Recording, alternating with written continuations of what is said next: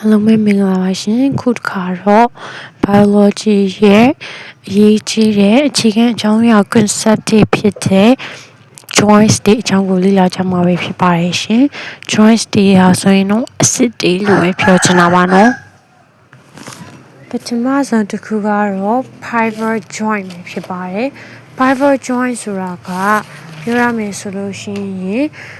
စုံလေချက်ပေါ့နော်စုံလေချက်အစ်စ်အဲ့စုံလေချက်အစ်စ်ကဆိုလို့ရှိရင်တရောင်စစ်လက်ဖြံရိုးစစ်ဥကောင်းခွန်နေလေစီရိုးတွေမှာတွေ့ရတဲ့အစ်စ်တွေပေါ့နော်အဲ့ဒီ pivot joint ကိုတော့အဲ့ဒီနေရာတွေမှာတွေ့ရပါတယ်နောက်တစ်ခုက ball and socket joint ball and socket joint ဆိုတာကတော့အလုံးအခွက်အစ်စ်ဖြစ်ပါတယ်အလုံးအခွက်အစ်စ်ကတော့ပခုံးတွေတင်ပါးတွေအဲ့ဒီမှာတွေ့ရပါတယ်နောက်ချက်က hinge joint ဆိုတာကတော့ပတ်တာစစ်ဖြစ်ပါတယ်ပတ်တာစစ်မှာကတော့ down စစ်ဒူးစစ်တွေမှာပတ်တာစစ်ကိုတွေ့ရလေးရှိပါတယ်နောက်ထပ်က ellipsoid